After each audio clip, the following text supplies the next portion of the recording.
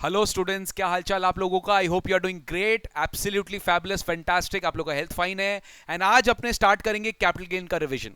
Sir आपको already tax rates, house property, salary, residential status, scope of total income, इसका सारा rapid revision videos ताजा ताजा chapter wise पूरा रिकॉर्ड करके दिए हैं। And so many students have praised the video. सबसे पहले उसके लिए थैंक यू सो मच। और इस वीडियो को पूरा देखना तो कैपिटल गेन्स का सारा डर निकल जाएगा, कैपिटल गेन्स का सारा डर निकल जाएगा, बिकॉज कैपिटल गेन्स का इस वीडियो में रिवीजन होगा, कुछ भी नया नहीं पढ़ाया जाएगा। I am giving a very very big disclaimer, तो प्लीज ये वीडियो को डिसलाइक मत करेगा। अगर आप कैपिटल गेन्स के बारे में नहीं जानते तो फटाफट ये वीडियो से आउट हो जाइए, डो नॉट वेस्ट टाइम। और प्लीज जाते जाते अपने जितने भी दोस्त हैं उनको शेयर कर दीजिएगा, क्योंकि उनके लिए तो काम का हो सकता है ना। अगर वो कैपिटल गेन्स पढ़ के रखे तो उनको कैपिटल गेन्स का रिवीजन काम आएगा। आप भी देख सकते हो, ये चैनल में लिस्टेड रहेगा, बट बाद में देखना।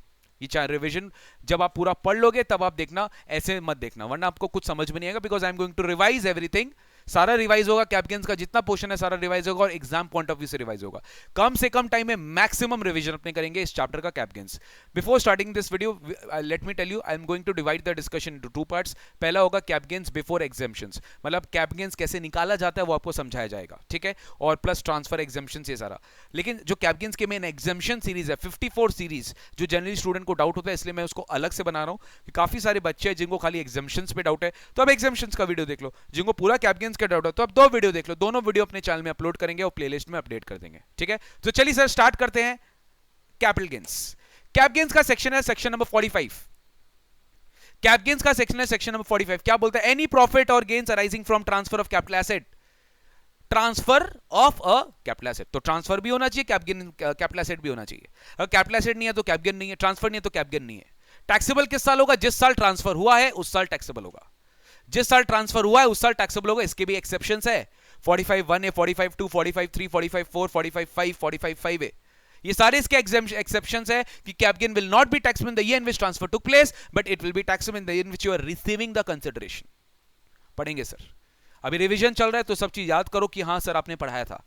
कैपिटल एसेट का डेफिनेशन क्या है? सेक्शन 214 में बोलते हैं any property held by the SSC whether or not connected with his business or profession, personal हो, पर्सनल नहीं हो, इमूवेबल हो, कुछ भी परवाह नहीं है सर। अगर वो बिजनेस से कनेक्टेड नहीं है तो भी आपके लिए कैपिटल एसेट है। फॉरेन इंस्टीट्यूशनल इन्वेस्टर्स अगर कोई सिक्योरिटीज होल्ड करके रखा है, ठीक है, और इन्वेस्ट करके रखा है एज पर सेबी रेगुलेशंस, तो वो deemed to be capital asset है। कैपिटल एसेट के डेफिनेशन में क्या कहेंगे? Stock is not a capital asset, inventory is not a capital asset. वो पीजीबीपी में जाता है, उसको बेच के कैपिटल गेन नहीं आता, बिजनेस इनकम आता है। कोई भी तरह का personal movable assets is not your capital asset, कोई भी तरह का personal movable asset is not your capital asset. जो पर्सनल मूवेबल एसेट है वो आपके लिए कैपिटल एसेट नहीं है, जैसे वेयरिंग अपैरल्स, फर्नीचर, और भी जो पर्सनल भी है, मूवेबल भी है। मतलब सर अगर इमूवेबल एसेट है तो हमेशा कैपिटल एसेट होगा, बिजनेस एसेट है तो हमेशा कैपिटल एसेट होगा, पर्सनल और मूवेबल होगा तो कैपिटल एसेट नहीं होगा। लेकिन पर्सनल मूवेबल के कुछ कुछ एसेट्स है जो deem to be capital assets है, जैसे jewellery, archaeological collections, drawings, paintings, work of art and any sculptures. समझ गए? थर्ड, एग्रीकल्चरल लैंड, वो भी कहां पर? इंडिया का रूरल एरिया में। अभी रूरल एरिया का डेफिनेशन क्या है? रूरल एरिया का डेफिनेशन क्या है सर? जो अर्बन नहीं है। अर्बन एरिया का डेफिनेशन क्या है? Depending on the population. अगर पॉपुलेशन 10,000 से 1 लाख के बीच में उस म्यूनिसिपैलिटी का, तो म्यूनिसिपल लिमिट से 2 किलोमीटर तक जो भी रेडियस में लैंड आएंगे वो सारे के सारे एग्रीकल्चरल लैंड नहीं है, वो अर्बन एग्रीकल्चरल लैंड है। तो beyond 2 kilometres urban agriculture land नहीं है, rural agriculture land. Rural agriculture land is not a capital asset. वैसे पॉपुलेशन बढ़ता रहेगा, किलोमीटर का रेडियस बढ़ता रहेगा, वेरी सिंपल ना। 6 किलोमीटर कब होगा? जब 1 लाख से 10 लाख के बीच में, 10 लाख के साथ है, जैसे सपोज कोलकाता है, तो सर 6 किलोमीटर नहीं, 8 किलोमीटर तक के रेडियस में जो भी म्यूनिसिपल लिमिट से, लोकल म्यूनिसिपल लिमिट से जो भी लैंड है वो सारे के सारे अर्बन लैंड है, तो वो कैपिटल एसेट है। बट जो रूरल एग्रीकल्चरल लैंड है वो कैपिटल एसेट नहीं है। तो beyond 2, beyond 6, beyond 8, depending on the population size of the municipality will be your capital asset. तो agricultural land in rural area जो होगा वो कैपिटल एसेट नहीं है, बट जो अर्बन एरिया होगा वो कैपिटल एसेट है, याद रखेंगे। Okay, gold deposit bonds, deposit certificate, जो गोल्ड मॉनेटाइजेशन स्कीम 2015 में आपको मिलता है, जहां पे आप गोल्ड इन्वेस्ट करके आपको डिपॉजिट सर्टिफिकेट मिलती है, वो भी कैपिटल एसेट नहीं है, वो भी आप ट्रांसफर करेंगे तो कैपिटल गेन नहीं आएगा। Urban agriculture land capital asset है, याद रखिएगा, और अर्बन एग्रीकल्चर जो ट्रांसफर आएगा वो भी कैपिटल गेन है। एग्रीकल्चरल इनकम नहीं है, जो सेक्शन 10(1) में एग्जेम्प्ट होता है। ट्रांसफर का डेफिनेशन क्या है sir? Sale, exchange, relinquishment of the asset, extinguishment of any rights, compulsory acquisition of any asset, जो सेक्शन 45(5) में भी पढ़ा जाएगा, conversion of capital asset into stock in trade, जो 45(2) में भी पढ़ा जाएगा, ZCB, जीरो कूपन बॉन्ड, जो आपको during the period of maturity कुछ नहीं मिलता, मैच्योरिटी के बाद मिलता है, पेमेंट और giving possession of any immovable property under a part performance of a contract you are ready to pay the consideration. Possession आ गया, टाइटल नहीं है बट आपको प्रॉपर्टी का हैंडओवर मिल गया, पोजेशन मिल गया, तो वो भी एक तरह से ट्रांसफर है। और other transactions which have the effect of enabling the enjoyment of the any immovable property, यानी आप एओपी के मेंबर बन गए और एओपी के मेंबर बनने से आप कोई प्रॉपर्टी एंजॉय करो तो वो भी एक तरीके से ट्रांसफर हो गया। कैपिटल एसेट दो तरीके के होते हैं, very very important, short term, long term. कभी भी कैप गेन बोलेगा तो बोलेगा नहीं कैप गेन, बोलेगा लॉन्ग टर्म की शॉर्ट टर्म। तो लॉन्ग टर्म कैप गेन से long term capital asset, long term capital asset से लॉन्ग टर्म कैपिटल गेन आएगा, शॉर्ट टर्म कैपिटल एसेट से शॉर्ट टर्म कैपिटल गेन आएगा। शॉर्ट टर्म कैपिटल गेन होता है, long term capital gain कब होता है? देखो सर इसमें तीन कैटेगरीज होता है, 12, 24, 36, 12, 24, 36।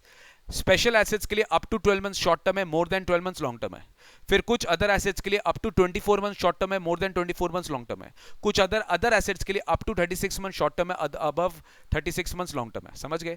तो 12 किसके लिए? लिस्टेड स्टे हो गया, लिस्टेड सिक्योरिटी हो गई, debenture, bonds, ZCBs, units of UTI, mutual fund, जो इक्विटी ओरिएंटेड म्यूचुअल फंड है जिनका अपना वैल्यू का 65% डोमेस्टिक कंपनी के इक्विटी शेयर्स में इन्वेस्ट कर रहे हैं, तो up to 12 months short term, more than 12 months long term. Unlisted shares of a company and land और building up to 24 months short term, more than 24 months long term. Other assets up to 36 months short term, more than 36 months long term. Long term cap gain, short term cap gain compute कैसे करते हैं? यही है जो exam में आपको पूछता है। आप स्टार्ट करेंगे फुल वैल्यू कंसिडरेशन, ठीक है, फुल वैल्यू कंसिडरेशन, उसके बाद ट्रांसफर से रिलेटेड जो एक्सपेंस लगा वो माइनस करके नेट सेल कंसिडरेशन, उसके बाद cost of acquisition, cost of improvement minus करके जो आएगा वो आएगा ग्रॉस एसटीसीजी। शॉर्ट टर्म क्यों? क्योंकि आपने कॉस्ट ऑफ एक्विजिशन इंप्रूवमेंट का इंडेक्सेशन नहीं किया।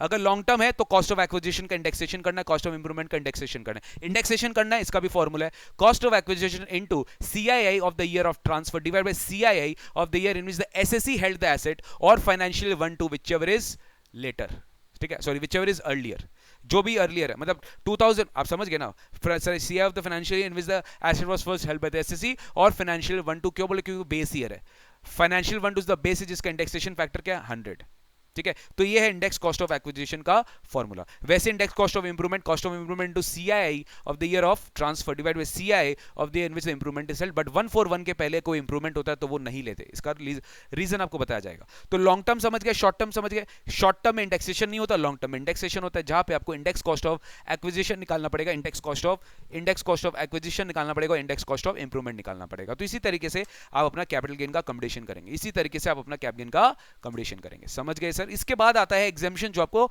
नेक्स्ट वीडियो में हम डिस्कस करेगा। 54 सीरीज का पूरा एग्जामिशन आपके साथ डिस्कस कर लेगा कि 54 में क्या है, 54 बी में क्या है, 54 ईसी में क्या है, सारा आपके साथ डिस्कशन किया जाएगा। ओके, तो एफईसी सेल कंसिडरेशन होता है, ठीक है, जो कंसिडरेशन रिसीव्ड या रिसीवेबल बाय द ट्रांसफरर, ठीक है, वो कैश में भी हो सकता है, काइंड में भी हो सकता है, ठीक है। एक्सपेंस ऑन ट्रांसफर पता है, कॉस्ट ऑफ एक्विजिशन पता है, कॉस्ट ऑफ इंप्रूवमेंट पता है। Period of holding is important, क्योंकि पीरियड ऑफ होल्डिंग से पता चलेगा लॉन्ग टर्म है कि शॉर्ट टर्म है। तो पहला चीज जो आप सब में करोगे, पीरियड ऑफ होल्डिंग निकालेंगे, पीरियड ऑफ होल्डिंग निकालेंगे, एफपीसी निकालेंगे, एक्सपेंस ट्रांसफर एक्सपेंस माइनस करेंगे, इंडेक्सेशन करेंगे based on the period of holding, index cost of acquisition, index cost of improvement. फिर अगर कोई एग्जामिशन है तो माइनस करेंगे। एग्जामिशन वाला वीडियो आपको नेक्स्ट में कराया जाएगा। Very very important, base year index 141 है सर। क्यों? अगर 141 के पहले कुछ एसेट आपने खरीदा है तो इंडेक्सेशन कैसे लेंगे? 141 के पहले का तो फैक्टर ही नहीं है। तो लॉ बोलता है कॉस्ट ऑफ एक्विजिशन, और cost of acquisition will be actual cost और FMV on 141 whichever is higher, FMV on 141 whichever is higher. इसलिए सर 141 के पहले जो इंप्रूवमेंट होता है ना वो नहीं लिया जाता है, बिकॉज वो फेयर मार्केट वैल्यू में कवर कर लिया जाता है। तो फेयर मार्केट वैल्यू अगर ज्यादा है तो इंडेक्सेशन फैक्टर वहां से स्टार्ट होगा, वही आपके लिए कॉस्ट ऑफ एक्विजिशन होगा, ध्यान रखेंगे। तो फाइनेंशियल 1 to से अगर इंडेक्सेशन लेना तो डिवाइड करना 100 से इंटू ईयर ऑफ ट्रांसफर। और आपके एग्जाम के लिए मैं बता देता हूं, जीन्स भी बच्चों का एग्जाम दिसंबर 21, मई 21, जून 21 या दिसंबर 21 वाले टर्म तक है, तो उनके लिए 301 इज द फैक्टर। और जिनका भी नेक्स्ट टर्म है उनके लिए 317, नेक्स्ट टर्म मतलब जून 22, मई 22, क्योंकि सीआई फाइनेंशियल ईयर 21-22 का भी गवर्नमेंट ने नोटिफाई कर चुका है, दैट इज 317। अभी 301 आपको 301 के हिसाब से करना है, ईयर ऑफ ट्रांसफर। ये ईयर ऑफ ट्रांसफर है, year of transfer, very very important. Sir इसमें एक बहुत बड़ा जजमेंट आपको पढ़ाया गया था बॉम्बे हाई कोर्ट का, मंजुला जेशा, क्योंकि इनकम टैक्स लॉ बोलता है, सोचो अगर ए ने बी को गिफ्ट किया, गिफ्ट हमने पढ़ा है गाइस, एग्जेम्प्ट ट्रांसफर होता है। बी ने फर्दर सेल किया तो बी के लिए कॉस्ट क्या होगा? बी के लिए कॉस्ट टू प्रीवियस ओनर, ये एक्ट बोलता है। बी के लिए पीरियड ऑफ होल्डिंग, ए से पीरियड ऑफ होल्डिंग इंक्लूड करेंगे, बट बी का जो इंडेक्सेशन बेनिफिट होगा वो कब से होगा? या तो ए से या तो बी को कब मिला तब से। सर यही बात पे डिबेट है। Bombay High Court in the case of CIT versus Manjula J Shah has held that if the cost of acquisition of the previous owner and period of holding is of the previous owner, then the indexation will also be from the previous owner. But act क्या बोलता है, जब से SSC hold किया है तब से, मतलब जब से इसको गिफ्ट मिला है तब से उसको इंडेक्सेशन मिलेगा. तो ऑब्वियसली एक्ट के हिसाब से कॉस्ट ऑफ एक्विजिशन कम आएगा, इंडेक्सेशन कम आएगा, बिकॉज इंडेक्सेशन कम पीरियड का हो रहा है. बट बॉम्बे हाई कोर्ट का अगर जजमेंट अपने फॉलो करते हैं मंजुला जे शाह का, तो वहां पे आपको दिख रहा है, बॉम्बे हाई कोर्ट का अगर अपने मंजुला जे शाह फॉलो करते हैं तो आपको दिख रहा है यहां पर आपका इंडेक्सेशन पीरियड ज्यादा है, तो बेनिफिट ज्यादा है, कॉस्ट ऑफ एक्विजिशन भी ज्यादा है, इंडेक्सेशन भी ज्यादा है. सर एग्जाम में क्या करना है, कुछ भी कर सकते हैं, as per your wish, as per your wish, both of the views are correct. ठीक है, समझ गए सर. बॉम्बे हाई कोर्ट वाला judgement, Manjula J Shah previous owner वाला कॉन्सेप्ट में पढ़े थे. Yes sir. Index cost of improvement के लिए तो सर कोई प्रॉब्लम नहीं है, 141 के पहले कोई भी इंप्रूवमेंट आपको लेने का दरकार नहीं है. कॉस्ट इन्फ्लेशन इंडेक्स आपको एग्जाम में दिया रहेगा. एनीवेज आपके लिए 2021 वाला फैक्टर इंपॉर्टेंट है 301. आपके लिए 2021 वाला फैक्टर इंपॉर्टेंट है 301, ये इंपॉर्टेंट है सर. आपके लिए इलस्ट्रेशन पूरा दिया हुआ है, ठीक है, ये आप देख लेंगे, आपके पास notes already. No indexation is available in the following assets.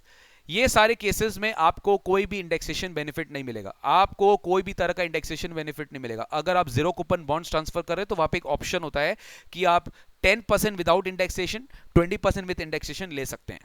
Debentures में कभी आपको इंडेक्सेशन बेनिफिट नहीं मिलता, बॉन्ड्स में आपको इंडेक्सेशन बेनिफिट मिलता है, चाहे वो लॉन्ग टर्म हो या शॉर्ट टर्म हो. लेकिन कैपिटल इंडेक्स बॉन्ड्स और सॉवरेन गोल्ड बॉन्ड्स में आपको इंडेक्सेशन बेनिफिट मिल जाता है. स्लम सेल अपने पढ़ेंगे 50B में, जहां पे cost of acquisition is the net worth of the undertaking, वहां पे भी आपको इंडेक्सेशन नहीं मिलता. डेप्रिशिएबल एसेट्स में, क्योंकि डेप्रिशिएबल एसेट में सेक्शन 50 लगता है कैपिटल गेन, और वहां पे ब्लॉक सीजेस टू एग्जिस्ट होगा तभी कैप गेन लगेगा, तो यहां पर भी आपका, क्योंकि वो हर साल वैल्यू चेंज होता है WDV के हिसाब से, तो वहां पे भी इंडेक्सेशन का बेनिफिट नहीं मिलता. ठीक है. लॉन्ग टर्म कैपिटल एसेट में हम लोग पढ़ेंगे सर नेक्स्ट क्लास में, 1121 एक तरह का स्पेशल रेट ऑफ टैक्स है, जहां पे 10% up to 1 lakh rupees cap gain exempt होता है, 1 लाख से ज्यादा एक्सेस पे 10% टैक्स होता है. यहां पे भी आपको इंडेक्सेशन नहीं मिलता. कोई भी कैप गेन का सम्स अगर आपको सही करना है तो आपको ये सारा डायग्राम फॉलो करना पड़ेगा, स्टेप्स फॉलो करना पड़ेगा.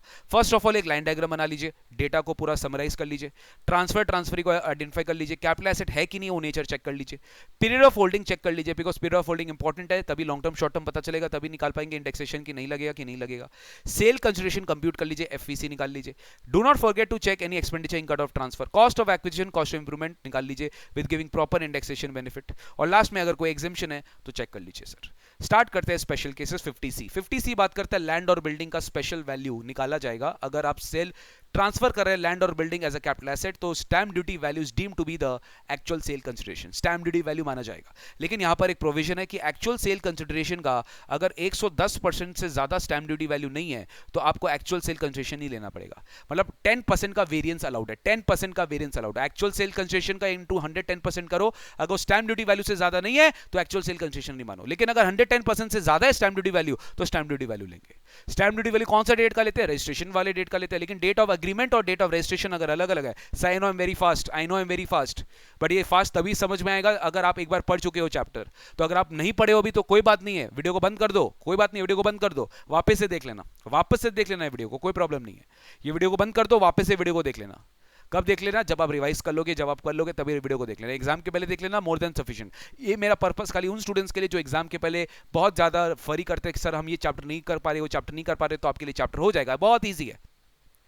तो ट्रांसफर ऑफ लैंड और building held as capital asset 50C बोलता है, जो मैंने बोला है सब कुछ यहाँ लिखा हुआ है. ठीक है सर, ये नोट्स कैसे मिलेगा, डिस्क्रिप्शन बॉक्स चेक कर लो. नोट्स कैसे मिलेगा, डिस्क्रिप्शन बॉक्स चेक कर लो.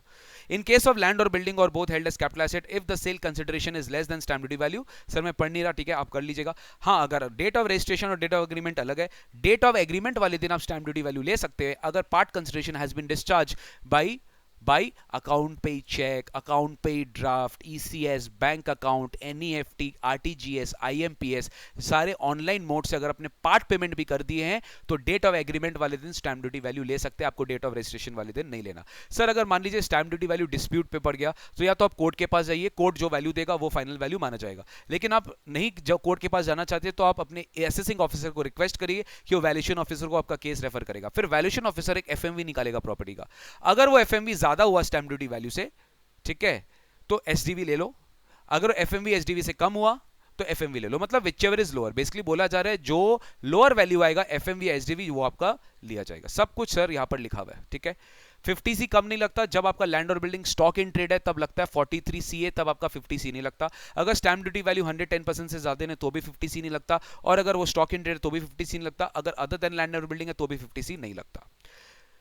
45(1)(a) and 45(5) receipt basis. Capital gain taxable होगा रिसीट बेसिस पे, कैपिटल गेन टैक्सेबल होगा रिसीट बेसिस पे। रिसीट बेसिस पे कैसे टैक्सेबल होगा सर? नॉर्मली 45(1) बोलता है ट्रांसफर जिस साल हुआ उस साल कैप गेन, 45(1) बोलता है ट्रांसफर जिस साल हुआ उस साल कैप गेन, राइट?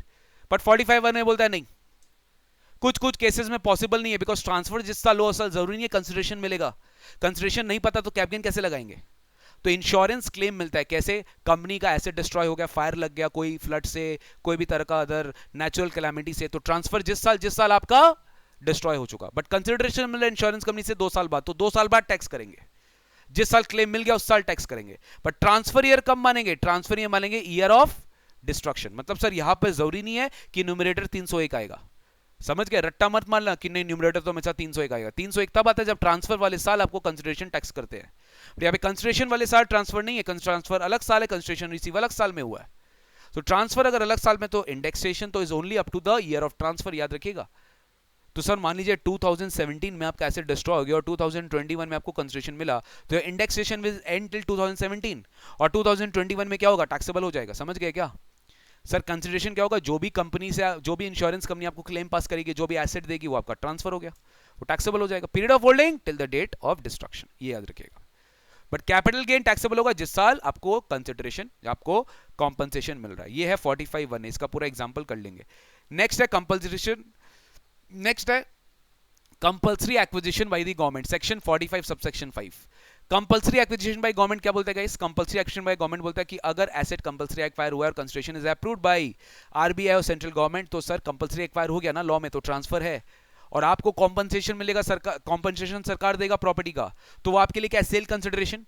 टैक्सेबल कब होगा? जिस साल इनिशियल कॉम्पनसेशन और part thereof is received, जिस साल इनिशियल कॉम्पनसेशन और part thereof received. Again यहाँ पे ट्रांसफर पहले हो जाएगा, जिस साल कंपल्सरी एक्विजिशन हो गया ट्रांसफर उसी साल हो गया, बट कैप गेन उस साल नहीं लगेगा। कैप गेन लगेगा जिस साल कंपनी ने, जिस साल इंश्योरेंस, जिस साल क्लेम आपको मिला है, कॉम्पनसेशन मिला है, part thereof initial compensation, part thereof 10 lakh initial compensation determine हुआ, 2 लाख रुपए मिल गया, तो टैक्स कितना करेंगे? 10 लाख।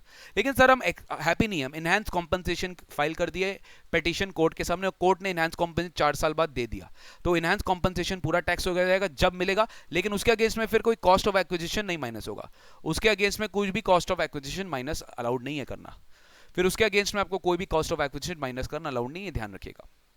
ठीक है सर? तो capital gain will be taxable in the year in which the initial compensation part thereof is received. तो sir cost of acquisition, cost of improvement minus कर दिया, एफईसी से कैप गेन निकाल लिए। इनहैंस कॉम्पनसेशन के साथ में हम कॉस्ट माइनस नहीं कर पाएंगे क्योंकि यहाँ पे माइनस कर चुके हैं, तो वहां पे जब वो मिलेगा तब टैक्स करेंगे। लिटिगेशन एक्सपेंस खाली माइनस होता है, which is actually expense incurred for the transfer. ठीक है, सब कुछ यहाँ पे दिया हुआ है। सर याद है इनहैंस कॉम्पनसेशन के ऊपर जो इंटरेस्ट आपको मिलेगा अलग से, वो आईएफओएस में टैक्सेबल होगा, और उसके अगेंस्ट में आपको 50% स्टैंडर्ड डिडक्शन मिलता है, ये आप आईएफओएस में पढ़ोगे। इंटरेस्ट और इनहैंस कॉम्पनसेशन जिस साल रिसीव होता है उस साल आपको इंटरेस्ट टैक्सेबल हो जाता है।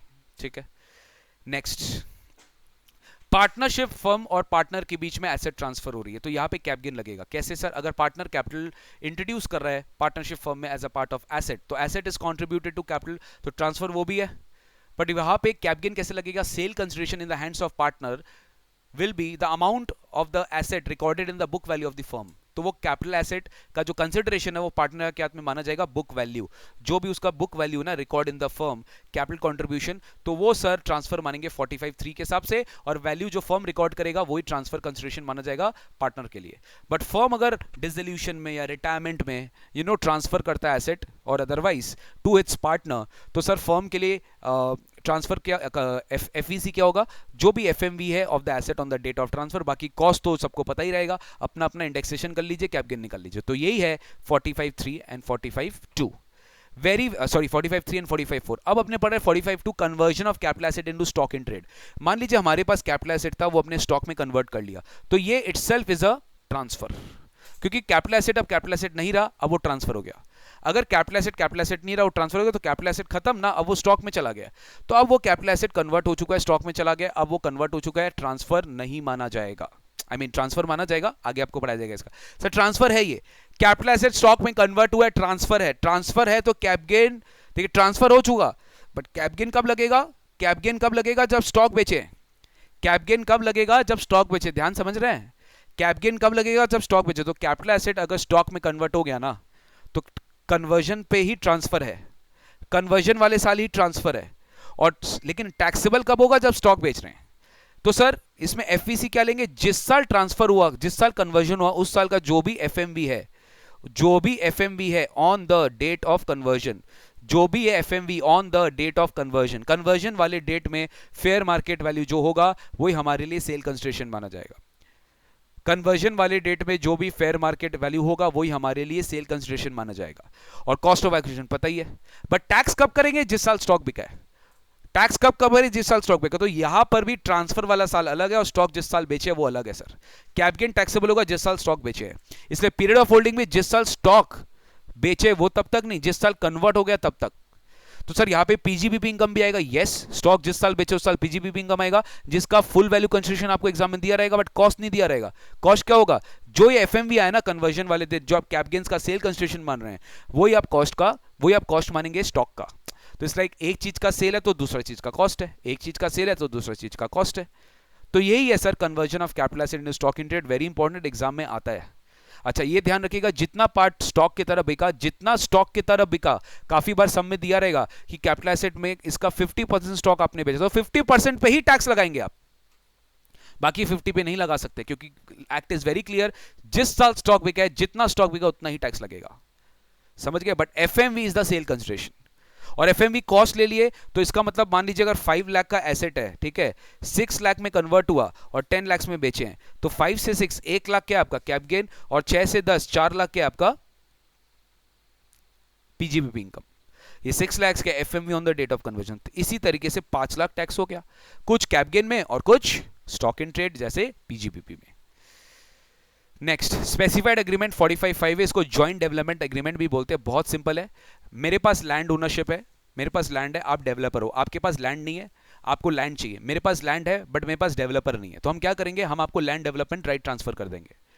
और आप बोलेंगे इसका कंसिडरेशन मेरे को कैसे मिलेगा? जब वो उस लैंड पे प्रोजेक्ट बन जाएगी, कंस्ट्रक्टेड प्रोजेक्ट बन जाएगी, रियल एस्टेट प्रोजेक्ट बन जाएगी, उसका कुछ परसेंटेज ऑफ शेयर मुझे मिलेगा, प्लस कैश कंसिडरेशन भी मिल सकता है।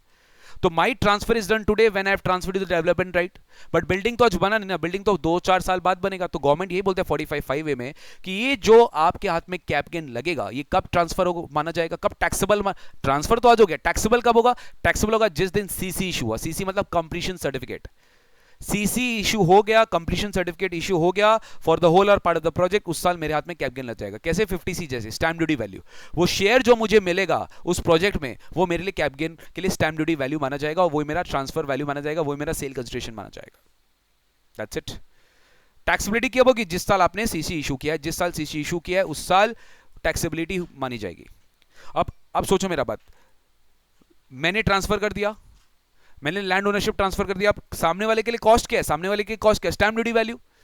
सामने वाले के लिए कॉस्ट क्या होगा? Stamp duty value. जब वो फर्दर बेचेगा तो उसके लिए कॉस्ट क्या है? Stamp duty value. अरे मैं जब वो प्रोजेक्ट जो मेरे पास आएगा तो उसका कॉस्ट क्या माना जाएगा? स्टैम्प ड्यूटी वैल्यू जो माना गया for the land ownership right transfer, तो मेरे लिए कॉस्ट माना जाएगा। Very very simple. और कैश कंसिडरेशन प्लस जो एसडीए है वो हम लोग दोनों साथ में टैक्स कर देते हैं एफवीसी वाले टाइम पर। Slump sale 50B, very very important. Slump sale में डिवीजन ट्रांसफर होता है, lump sum consideration without assigning values to individual asset and liabilities. Lump sum consideration transfer वाले साल में टैक्स कर दीजिए। 50B बोलता है कॉस्ट ऑफ एक्विजिशन का एक स्पेसिफिक मेथड है, नेटवर्थ। नेटवर्थ कैसे निकालेंगे? नेटवर्थ कैसे निकालेंगे वही समझना है। Aggregate value of total asset minus aggregate value of total liability जो बुक्स में दिख रहा है। एसेट का 3 कैटेगरी है, अगर डेप्रिशिएबल एसेट है तो WDV as per income tax act, depreciable asset not as per books. Capital asset जिसका 100% डिडक्शन आप ऑलरेडी अदर सेक्शन में क्लेम कर चुके हो तो उसका वैल्यू 0 कर देंगे, क्योंकि आप डिडक्शन क्लेम कर चुके हो। अदर एसेट्स के लिए बुक वैल्यू, लायबिलिटीज के लिए बुक वैल्यू। कोई भी एसेट को अगर आप अपवर्ड रिवैल्यू करते हो तो रीवैल्यूएशन रिजर्व जो क्रिएट होता है उसको आपको इग्नोर करना पड़ेगा, वो आपके एसेट का कॉस्ट का पार्ट नहीं बनेगा, कॉस्ट ऑफ एक्विजिशन का पार्ट नहीं बनेगा, ये याद रखिएगा। इस पर्टिकुलर केस में आपको इंडेक्सेशन नहीं मिलता, बिकॉज एज ऑन डेट आप निकालते हो, as on date balance sheet के हिसाब से आप वैल्यू निकालते हो, तो you don't have to take further cost of acquisition का indexation benefit. Very simple, 50B यही है सर। आई होप गाइज आपका रिवीजन सुपर चल रहा है। 50CA unlisted shares, 50C unlisted shares, CA unlisted shares. अगर कोटेड शेयर छोड़ के बाकी कोई भी शेयर अगर हम इस कंपनी का ट्रांसफर कर रहे हैं बिलो फेयर मार्केट वैल्यू, तो गवर्नमेंट बोलता है फेयर मार्केट वैल्यू को भी डीम सेल कंसिडरेशन मान लो।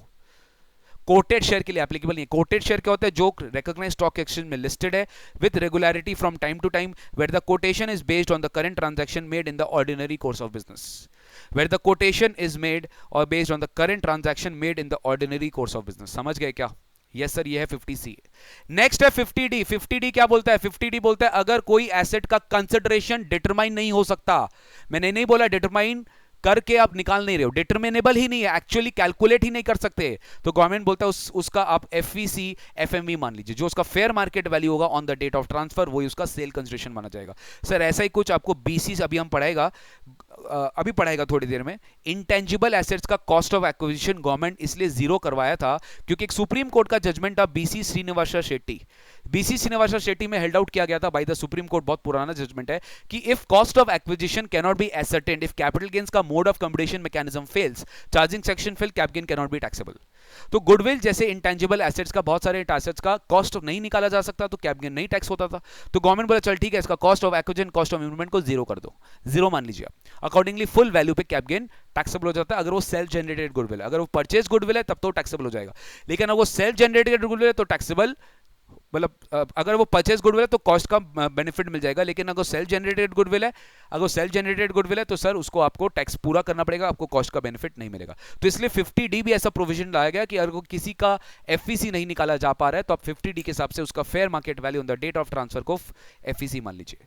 नेक्स्ट है special cases for cost of acquisition. Goodwill, trademark, brand name सब पढ़ चुके, सारा सेल्फ जनरेटेड का कॉस्ट जीरो होता है, और परचेज एसेट जो होता है उसका आपका कॉस्ट, एक्चुअल कॉस्ट अपने मानते हैं, परचेज प्राइस मानते हैं, ठीक है, याद रखेंगे सर। बस इसमें याद है कि गुडविल ऑफ प्रोफेशन जो है गवर्नमेंट अभी तक उसको कवर नहीं किया है, जो गुडविल ऑफ प्रोफेशन है वो अभी भी कवर्ड होगा सुप्रीम कोर्ट वाले जजमेंट से। गुडविल ऑफ बिजनेस कवर्ड है, गुडविल ऑफ प्रोफेशन कवर्ड नहीं है।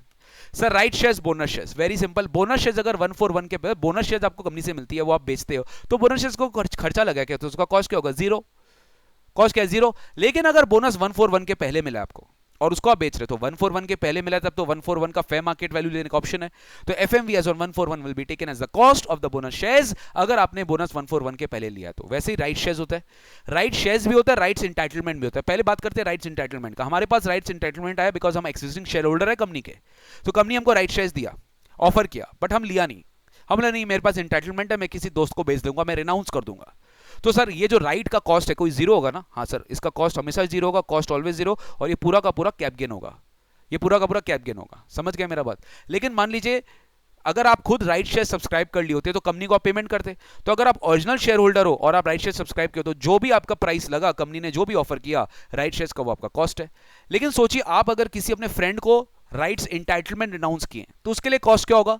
सर उसके लिए कॉस्ट होगा कि सबसे पहले तो राइट्स इंटाइटलमेंट आपसे खरीदा, वो एक प्राइस पे किया से X, फिर वो कंपनी के पास जाएगा राइट्स इंटाइटलमेंट लेके और वहां से शेयर खरीदेगा, तो कंपनी को भी वाइप अमाउंट पेमेंट करे, तो X + Y उसके लिए क्या हो जाएगा? कॉस्ट। तो इसके लिए बोलते हैं issue of price plus cost of rights will be the cost of acquisition for the purchaser of the right.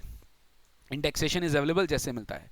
DP में अगर डिपॉजिटरी पार्टिसिपेंट का NSDL CDSL से आपको शेयर्स ट्रांसफर कर रहे हो तो यहाँ पे FIFO मेथड फॉलो होता है। जो भी डीमैट पहले हुआ है, जो भी सिक्योरिटी पहले आपके डीमैट अकाउंट में गया है, उसको पहले आप मानोगे कि वही सबसे पहले आउट हुआ है, क्योंकि अगर अपने बल्क परचेज करते हैं सिक्योरिटीज का टाइमली बेसिस पे, हर दिन हम बल्क परचेज करते हैं, कभी दिन सेल भी करते हैं, परचेज करते हैं, तो इन दैट केस सेल जो करते हैं उसका कॉस्ट कैसे निकालेंगे? जो FIFO बेसिस पे, जब सबसे पहले डीमैट उसमें वो एंट्री हुई थी, डीमैट में वो स्टेटमेंट में आपका शेयर्स आया था, उसकी FIFO बेसिस पे आप इसका कॉस्ट निकालेंगे, first in first out basis पे। सेक्शन 51 आता है एडवांस मनी से रिलेटेड, ये भी IFOS का एक पार्ट है सर, कि मान लीजिए आप कैपिटल एसेट ट्रांसफर कर रहे थे, नेगोशिएशन चल रहा था, ट्रांसफर नहीं हो पाया बट आपने एडवांस रिसीव कर लिया। एडवांस रिसीव करते समय आपको ये नहीं पता था कि फ्यूचर में कॉन्ट्रैक्ट कैंसिल होगा, ये टर्मिनेट हो सकता है कॉन्ट्रैक्ट, और कॉन्ट्रैक्ट का क्लॉज था कि एडवांस विल बी फॉरफिटेड। तो एडवांस अगर फॉरफिट हो गया तो गवर्नमेंट बोलता है IFOS में 56(2)(10) में उसको आप टैक्स कर दो, 56(2) में इसको आप टैक्स कर दो, वो एडवांस ऑफ फॉरफिट वो आपका IFOS इनकम माना जाएगा। लेकिन अगर वो प्रीवियस ईयर 14-15 के बाद हुआ है, तो अगर प्रीवियस ईयर 14-15 के पहले है तो गवर्नमेंट बोलता है जो भी एसेट के रिस्पेक्ट में आपने एग्रीमेंट किया था, जिसके ऊपर एडवांस आपने रिसीव किया है, टू दैट एक्सटेंड आपको उसका कॉस्ट ऑफ एक्विजिशन क्या करना पड़ेगा? माइनस करना पड़ेगा। टू दैट एक्सटेंड आपको उसका कॉस्ट ऑफ एक्विजिशन क्या करना पड़ेगा? माइनस करना पड़ेगा। तो ये बहुत इंपॉर्टेंट था कि आपको कॉस्ट ऑफ एक्विजिशन माइनस करना पड़ेगा, लेकिन ये पहले था, अभी लेटेस्ट प्रोविजन के हिसाब से IFOS में टैक्स करना पड़ता है। नेक्स्ट सर बॉन्ड्स डिबेंचर्स में मैंने आपको समझाया था कि इसमें कभी भी इंडेक्सेशन बेनिफिट नहीं मिलता सिवाय capital index bond, sovereign gold bonds को छोड़ के और जेसीबी को छोड़ के। डिबेंचर को कन्वर्ट कर रहे हैं इनटू शेयर, एग्जेम ट्रांसफर होता है, और प्रेफरेंस शेयर्स को भी इक्विटी में कन्वर्ट करते हैं तो 47 में एग्जेम ट्रांसफर होता है। सेम चीज डिबेंचर्स को कन्वर्ट किए इक्विटी में और इक्विटी बेच रहे हैं तो इक्विटी का कॉस्ट क्या होगा, डिबेंचर का कॉस्ट। इक्विटी का पीरियड ऑफ होल्डिंग में डिबेंचर का पीरियड ऑफ होल्डिंग इंक्लूड करेंगे। और शेयर बेच रहे हैं तो शेयर पे इंडेक्सेशन मिलेगा, बॉन्ड बेचते तो बॉन्ड का इंडेक्सेशन नहीं मिलता, याद रखेंगे सर।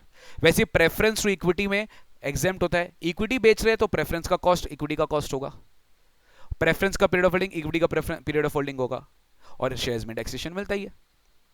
ठीक है सर, कुछ कुछ ट्रांजैक्शंस होते हैं जो सेक्शन 47 वो ट्रांसफर को एग्जेम्प्ट करके रखा है, कुछ कुछ ट्रांसफर होते हैं जो सेक्शन 47 वो ट्रांजैक्शन को एग्जेम्प्ट करके रखा है। It is totally exempted, it is totally exempted. तो सबसे पहले अगर एचयूएफ की पार्टीशन हो रही है और डिस्ट्रीब्यूशन हो रहा है on the partition of HUF to its members तो वो एग्जेम्प्ट ट्रांसफर होता है। गिफ्ट हुआ, इररेवोकेबल ट्रस्ट हुआ, विल हुआ, उसके हाथ में कोई भी और यहां पे एक ही चीज रूल है, अगर ए ने बी को ट्रांसफर किया वो एग्जेम्प्ट है, तो बी का कॉस्ट है ए का कॉस्ट, ये याद रखिएगा। प्रीवियस ओनर का कॉस्ट लिया जाएगा। इंडेक्सेशन अगर आप मंजुला फॉलो कर रहे हैं तो प्रीवियस ओनर का ले लो, अगर आप एक्ट फॉलो कर रहे हैं तो करंट अपना ही इंडेक्सेशन लोगे कि आप कब तक होल्ड करके रखें, वेरी सिंपल। ठीक है, तो सर गिफ्ट में, विल में या इरेवोकेबल ट्रस्ट के थ्रू अगर आपको एसेट ट्रांसफर हो रहा है तो sir that's an exempt transfer. ठीक है, लेकिन यहां पे एक एक्सेप्शन है कि एम्प्लॉय जिसको ईसॉप मिलता है शेयर अंडर ईसॉप स्कीम और वो अगर उसे गिफ्ट कर देता है तो एग्जेम्प्ट ट्रांसफर नहीं माना जाता। तो एफवीसी क्या होगा, FMV on the date of conversion. ठीक है, याद रहेगा सर, बिल्कुल याद रहेगा। अब इसमें एक प्रोविजन और है यार, देखो 50 से याद होगा, ए ने बी को ट्रांसफर किया, एक्चुअल सेल कंसिडरेशन है 10 लाख, स्टैम्प ड्यूटी वैल्यू है 15 लाख। ठीक है, तो ए के लिए एफईसी कितना हो गया, ए के लिए एफईसी हो गया 15 लाख, ए के लिए एफईसी हो गया 15 लाख। ठीक है, अब बी के लिए आईएफओएस कितना हो गया, बी के लिए भी तो डिफरेंस टैक्सेबल होगा ना क्योंकि 10% से ज्यादा है, 5 लाख आईएफओएस हो गया बी के लिए। अब बी जब ये सी को बेच रहा है, बी अगर ये एसेट सी को 50 लाख रुपए में बेच रहा है तो बी के लिए इस एसेट का कॉस्ट क्या है, ये मेरा क्वेश्चन है। मैं पूरा प्रैक्टिकल बना दिया। बी के लिए सी, आप रिवाइंड करके देख लो अगर आपको नहीं समझ में आया तो, बी ने सी को ट्रांसफर किया 50 लाख, बी ने सी को ट्रांसफर किया 50 लाख। अब बी के हाथ में कॉस्ट क्या है, अरे बी के हाथ में कॉस्ट क्या है, गवर्नमेंट बोलता है बॉस जो बी है ना, बी जो बी है, बी के हाथ में कॉस्ट क्या है, क्योंकि आईएफओएस इसने सफर कर लिया 5 लाख का, 10 लाख का वो पेमेंट कर लिया है, गवर्नमेंट बोलता 15 लाख। इन शॉर्ट आप ये बोले ना एसडीवी, एसडीवी कॉस्ट हो जाएगा क्योंकि बी को जो प्रॉपर्टी मिला उसका एसडीवी 15 लाख है, उसके ऊपर टैक्स सफर कर चुका है 56 to 10 में, तो यहां पर जो डिफरेंस होगा वो टैक्सेबल हो जाएगा इनकम फ्रॉम अदर सोर्सेज में। डिफरेंस जो है वो टैक्सेबल हो जाएगा income from other source, difference taxable होगा तो उसका कॉस्ट भी वही माना जाएगा जो उसने कंसिडर किया, मतलब SDV, SDV will be the cost.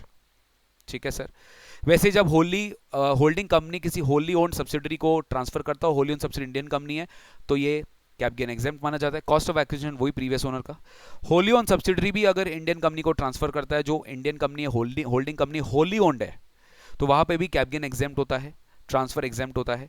Amalgamation में अमेलगमेटिंग कंपनी, अमेलगमेटेड कंपनी को जो इंडियन कंपनी है उसको ट्रांसफर करता है, तो अमेलगमेटिंग कंपनी जो अमेलगमेटेड कंपनी को ट्रांसफर कर रहा है कैपिटल एसेट, वो भी एग्जेम्प्ट है। प्लस जो शेयर होल्डर है, शेयर होल्डर सर, अमेलगमेटिंग कंपनी के शेयर होल्डर को अमेलगमेटेड कंपनी का शेयर मिलता है, ये भी एक्सचेंज है, ट्रांसफर है, तो इस पर भी कैप गेन नहीं लगता, इस पे भी कैप गेन नहीं लगता।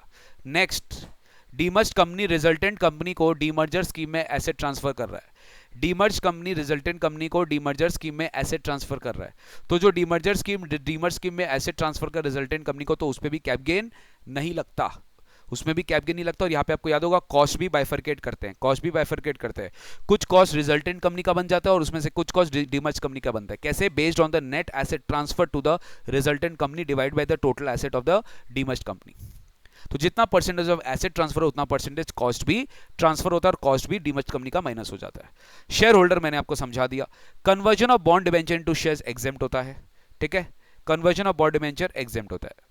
ठीक है सर, रिवर्स मॉर्गेज स्कीम में क्या होता है, जो भी रिवर्स मॉर्गेज स्कीम में ट्रांसफर होता है capital asset to the bank by mortgage of the property, it's not a transfer, it's exempt transfer. उसके अगेंस्ट में आपको जो मंथली इंस्टॉलमेंट मिलता है, लमसम मिलता है बैंक से टू अ सीनियर सिटीजन, वो 1043 में एग्जेम्प्ट होता है। बट बैंक फाइनली रिकवरी के टाइम पे जब आपका प्रॉपर्टी सेल करता है फॉर रिकवरिंग द लोन, तब कैपिटल गेन लग जाता है। Preference into equity is also exempt, conversion of debenture into equity is also exempt. Sovereign gold bonds अगर रिडीम होता है ठीक है। और reserve bank of India issue करता है, आरबीआई इशू करता है और रिडीम होता है, तो रिडेम्पशन पे जो ट्रांसफर माना जाता है उसको एग्जाम माना जाता है। रूपी डिनोमिनेटेड बॉन्ड जो इंडियन कंपनी को हम ट्रांसफर कर, इंडियन कंपनी का रूपी डिनोमिनेटेड बॉन्ड एक एनआरआई दूसरे एनआरआई को आउटसाइड इंडिया ट्रांसफर कर रहा है, उस पर भी कैपिटल गेन एग्जाम हो जाएगा। Sir I have tried my level best to make this topic एकदम फटाफट रिविजन, बाकी आप लोग के ऊपर भी डिपेंड करता है। 2 टॉपिक बचा है, टैक्स रेट्स, ठीक है, tax rates on capital gain tax rates और एग्जेम्पशंस, ये 2 हम पढ़ेंगे ना, आपको पूरा का पूरा आपका चैप्टर खत्म हो जाएगा। कैपिटल गेन का टैक्स रेट्स और कैपिटल गेन का एग्जेम्पशन, जिसके ऊपर मैं एक अलग वीडियो बनाऊंगा। कैपिटल गेन का टैक्स रेट और कैपिटल गेन का एग्जेम्पशन, जिसके ऊपर मैं एक अलग वीडियो बनाऊंगा, वो अलग वीडियो अपने चैनल में बहुत जल्दी आने वाला है। फटाफट इस वीडियो को शेयर कर दो, लाइक कर दो, ताकि आने वाला वीडियो के लिए आप और बेहतरीन तरीके से प्रिपेयर हो सके। Sir next video cap gains part 1 पढ़े, नेक्स्ट अपने पार्ट 2 पढ़ेंगे कैपिटल गेन्स का, जहाँ पे इंडेक्सेशन, जहाँ पे एग्जेम्पशन कवर होगा, cap gain tax rates cover होगा, और अगर कोई मिसलेनियस सेक्शन जो आपका लिक्विडेशन सेक्शन नंबर 46 के ऊपर बाकी रह गया है, बाईबैक 115 QA या 46 से बाकी रह गया, वो अपने नेक्स्ट सेशन में करेंगे सर, ठीक है। और आपको एक और छोटा सा एक अमेंडमेंट बता देता हूं, 50C में आया था, 105 का 110 हो गया, वो तो आपको पता ही है। कॉस्ट ऑफ एक्विजिशन में सर 141 के पहले अगर अपने एसेट खरीदते हैं तो अपने एफएमवी लेते, याद है? यहीं पे एक छोटा सा अमेंडमेंट आया था कि स्टैम्प आपका अगर इमूवेबल प्रॉपर्टी है ना, इमूवेबल प्रॉपर्टी है, इमोल प्रॉपर्टी अगर आप 141 के पहले खरीदे हैं तो आप एफएमवी लेते थे, बट गवर्नमेंट बोलता है अब वही एफएमवी ना उस दिन का एसडीवी से ज्यादा नहीं होना चाहिए, मतलब fair market value low, but वो एसडीवी एज ऑन 141 से ज्यादा नहीं होना चाहिए। The fair market value of the property on 141 should not be more than SDV of the property on 141 if SDV is available. ये केवल लैंड और building के लिए गवर्नमेंट ने बोला। इन्फ्लेशन इंडेक्स आपको पता ही है, करंट ईयर के लिए दिसंबर 21 तक एग्जाम के लिए 301 है, उसके बाद ये 317 हो चुका है, ठीक है। ओके सर, आज पहला पार्ट वीडियो खत्म। Thank you so much for attempt seeing this video. अगर आपने देखा होगा तो आई एम 100% श्योर आपका रिवीजन बहुत प्रॉपर हुआ। फटाफट कमेंट करके बता देना वीडियो कैसा लगा, और इसका जो सेकंड पार्ट है बहुत जल्दी आएगा, बहुत जल्दी आएगा, वेट करो उसके लिए। सेकंड पार्ट जहाँ पूरा चैप्टर खत्म होगा, उसके बाद अपने अदर सोर्सेज करेंगे, अपने क्लबिंग, सेट ऑफ, डिडक्शन, सारा का सारा रिवीजन करेंगे। बस इस चैनल को सब्सक्राइब कर लीजिए और बेल आइकन बटन दबा लीजिए, ठीक है। Thank you so much guys, take care, God bless you, see you very soon in the next session. And फटाफट रिवीजन करो अच्छे से, and I am trying my level best to upload all the revision videos at the earliest, ठीक है। Thank you so much guys, bye bye.